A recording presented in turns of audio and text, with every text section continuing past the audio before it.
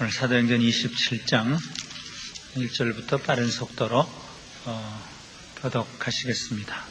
사도행전 27장 한 절씩 큰 소리로 마음을 다 모두어서 하는 말씀을 교독하시겠습니다. 우리의 배 타고 이탈리아로 갈 일이 작정됨에 바울과 다른 죄수 몇 사람을 아구사도대의 백부장 율리오란 사람에게 맡기니,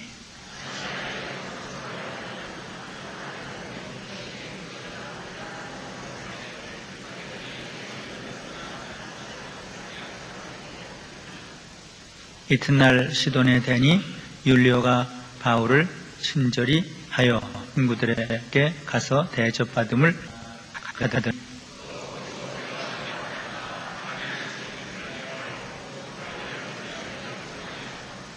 길리기아와 밤빌리아 바다를 건너 루기아의 무라성에 이르러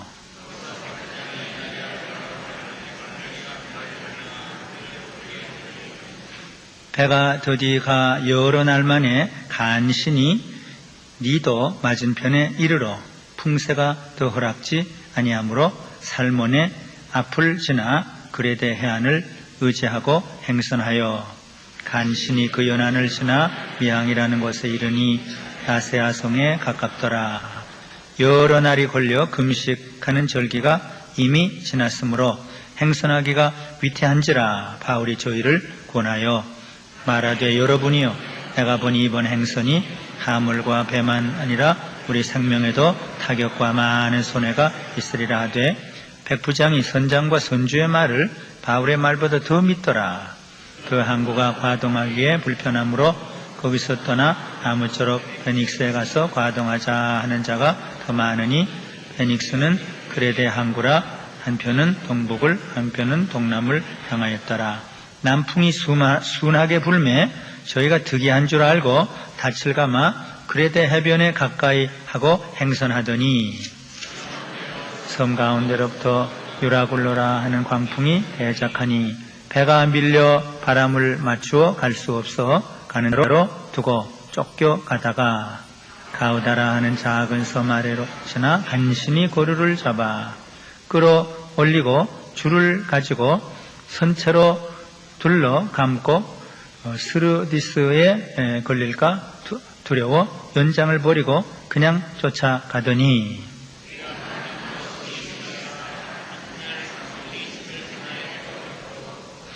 사흘째 되는 날에 배 기구를 저희 손으로 내어버리니라.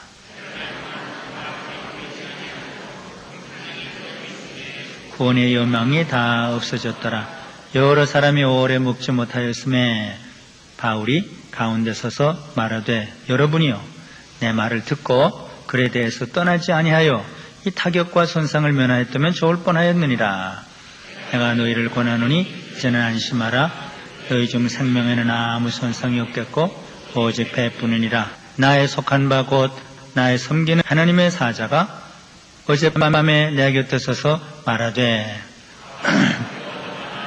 내가 가이사 앞에 서었고 또 하나님께서 너와 함께 행선하는 자를 다 내게 그러므로 여러분이요, 안심하라. 나는 내게 말씀하신 그대로 되리라고 하나님을 믿노라. 그러나 우리가 한 섬에 걸리리라 하더라. 아멘. 거기까지만 읽겠습니다.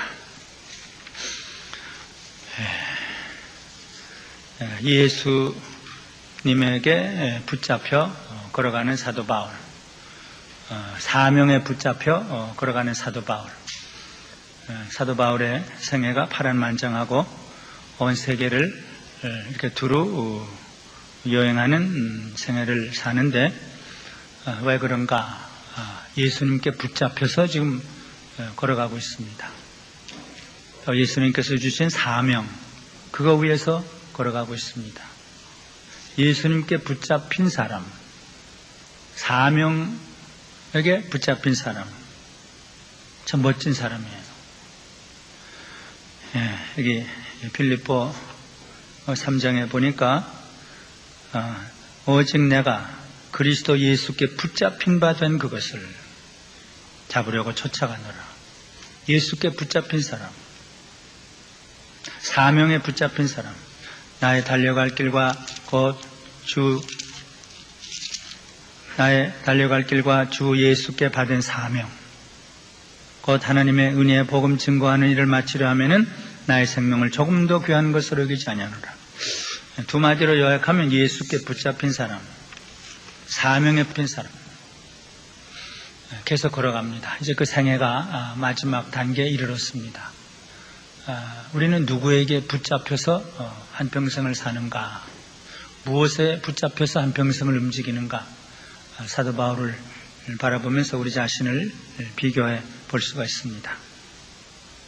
예루살렘에 머물다가 가이사라에 머물다가 이제 로마로 가게 됩니다.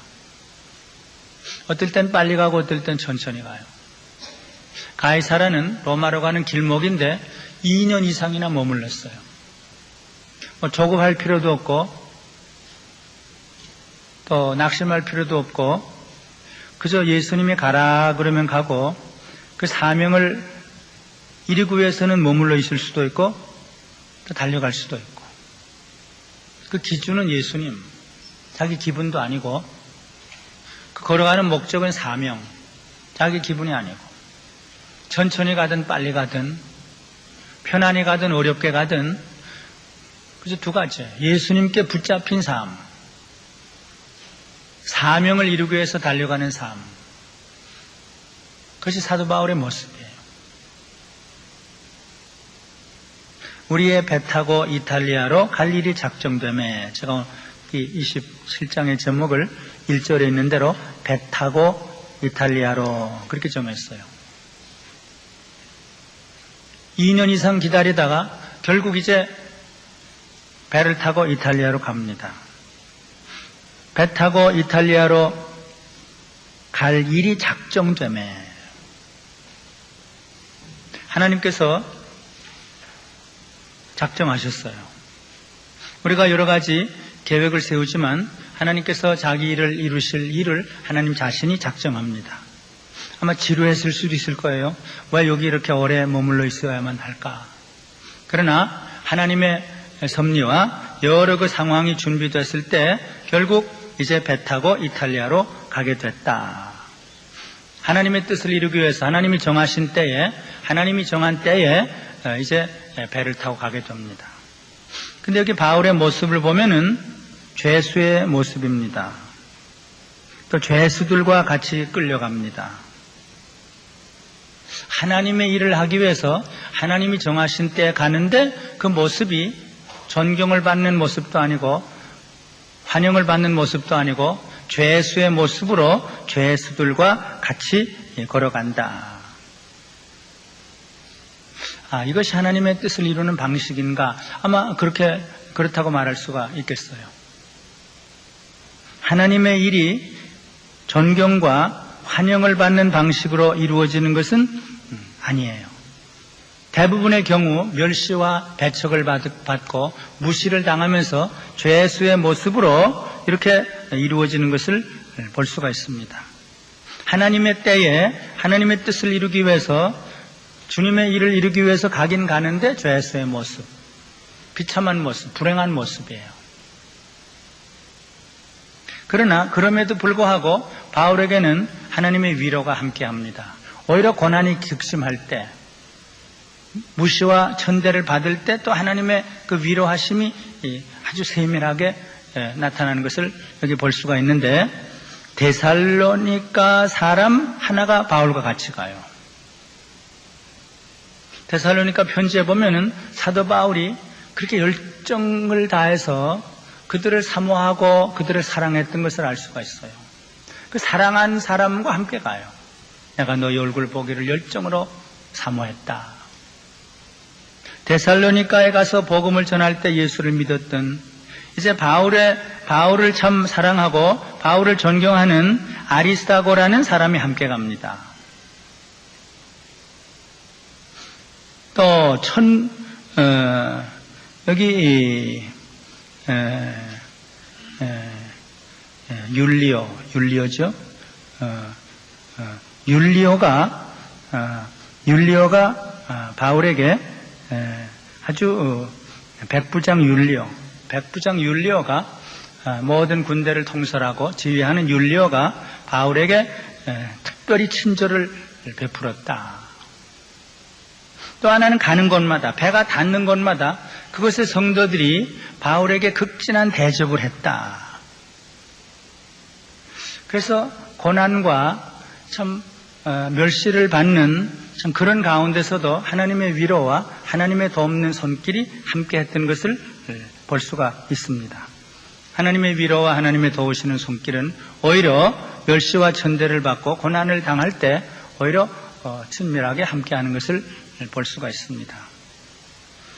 자, 이제 배 타고 갑니다.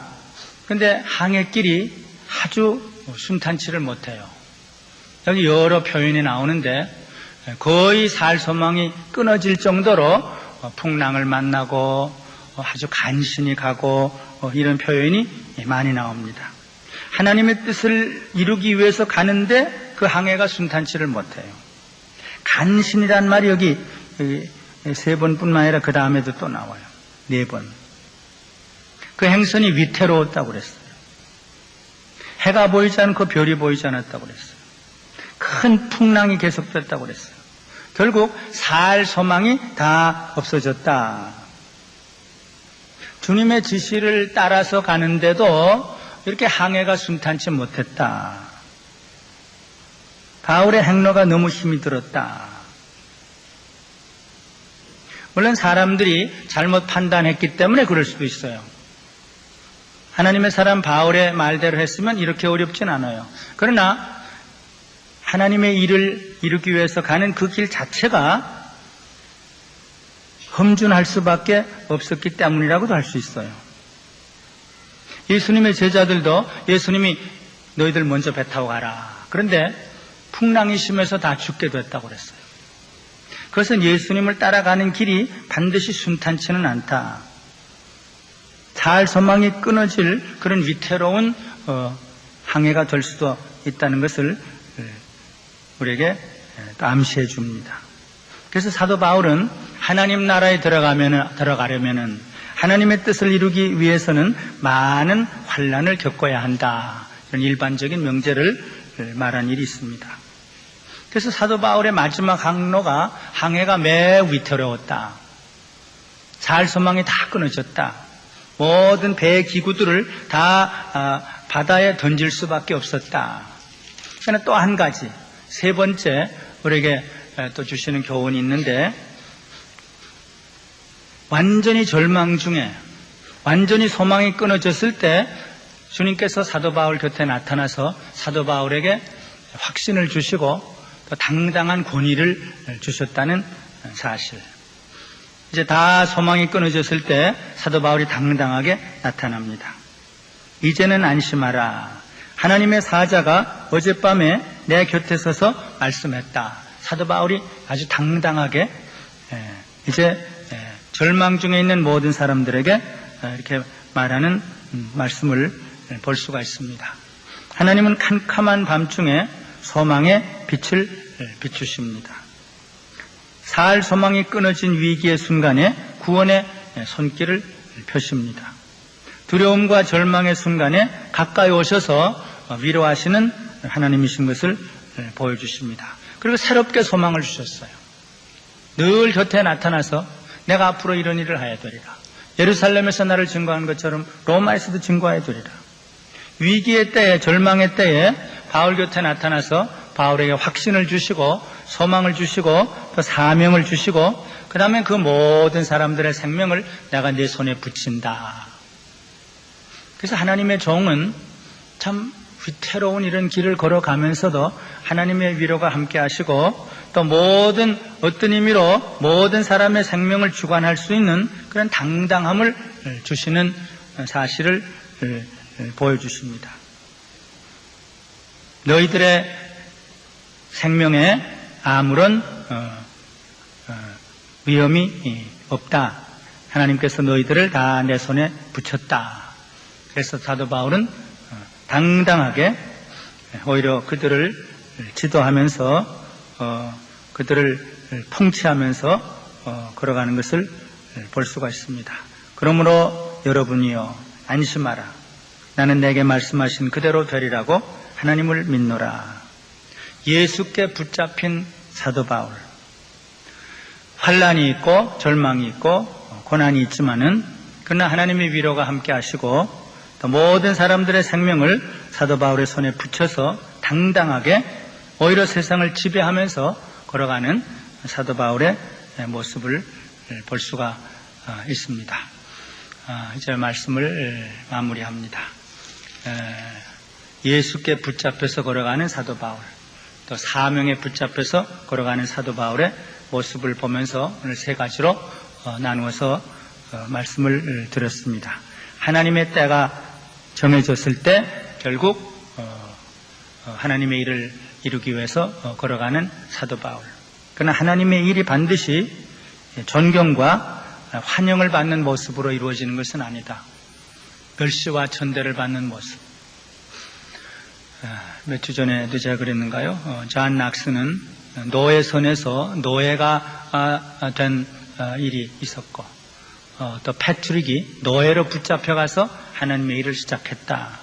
하나님의 일을 하긴 하는데 이상한 방식으로, 어떨 땐 포로로 잡혀가기도 하고 어떨 땐 죄수가 되기도 하고, 하나님의 때에 하나님의 일을 하는데 반드시 존경을 받는 것은 아니다.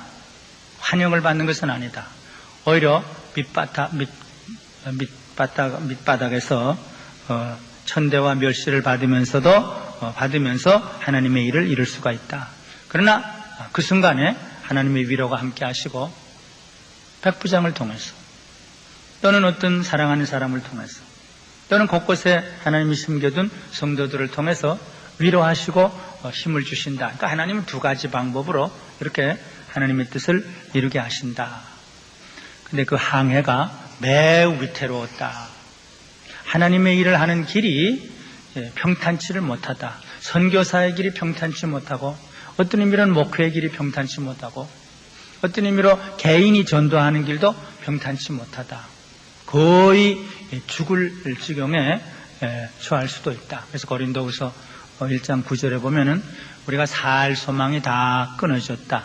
사형 선고를 받은 줄 알았다. 매를 수없이 맞았다. 그러나 바로 그때가 하나님이 함께 하시는 때다. 이는 우리가 하나님만 의지하게 하려 하심이고 하나님의 능력을 체험하게 하려 하십니다. 바로 그때마다 예수님은 바울 곁에 나타나서 두려워 말라. 내가 너와 함께 하노라. 사명을 새롭게 부여하시고 여기 모든 사람들의 생명을 내 손에 맡긴다.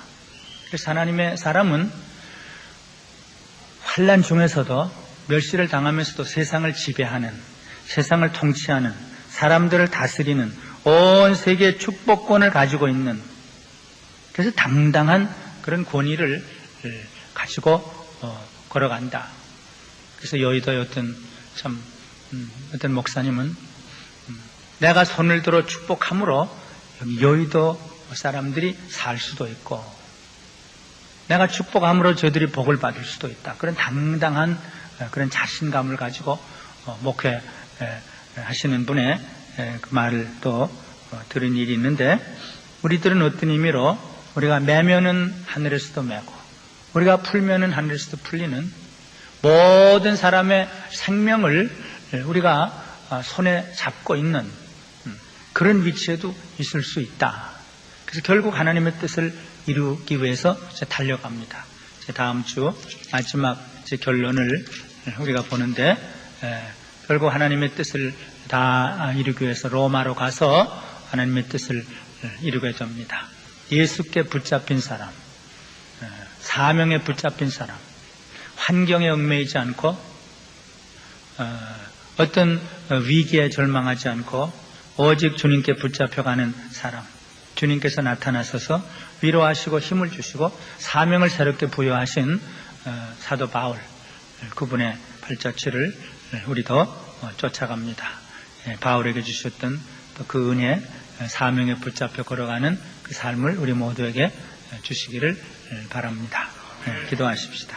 하나님 아버지, 오늘도 십자가를 사랑하며 주님의 고난을 묵상하며 주의 사랑하는 자녀들이 주님 앞에 나와 예배드리게 해주시고 오늘 십자가만을 바라보며 십자가만을 증거하며 예수께 붙잡혀서 예수의 십자가의 복음을 증거하기 위해서 한평생을 걸어갔던 사도 바울의 마지막 생의 한 토막을 우리가 묵상하고 우리가 어떻게 걸어가야 될지 우리의 삶을 어떻게 살아야 할지를 다시금 더 생각하며 배울 수 있도록 은혜 주신 하나님께 감사를 드립니다.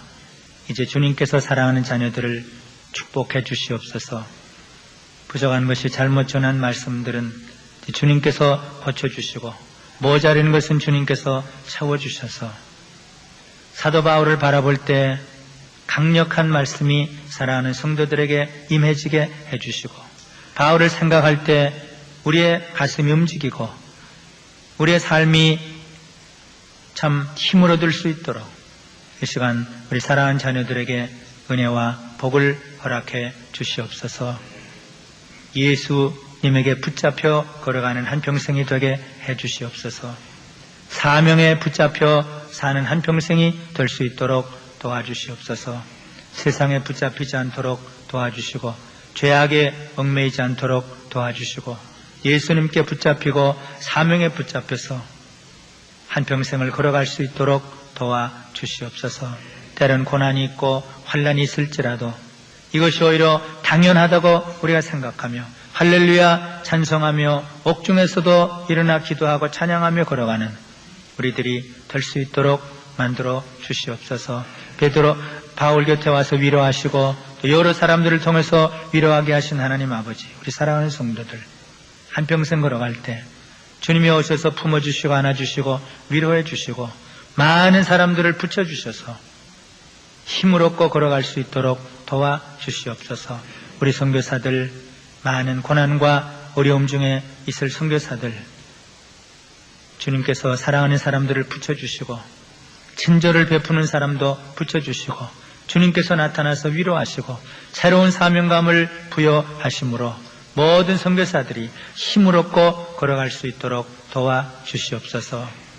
모든 사람들을 다스릴 수 있는 그런 권세도 주셔서 그 지역의 사람들과 나라를 축복할 때 저들이 축복을 받는 그런 놀라운 그 은혜도 허락해 주시옵소서. 돌아가는 길도 우리와 함께 해주시고 늘 교회의 위로와 평강과 기쁨이 우리의 마음에 충만히 임할 수 있도록 도와주시옵소서. 예수님의 이름으로 기도드리옵나이다. 아멘.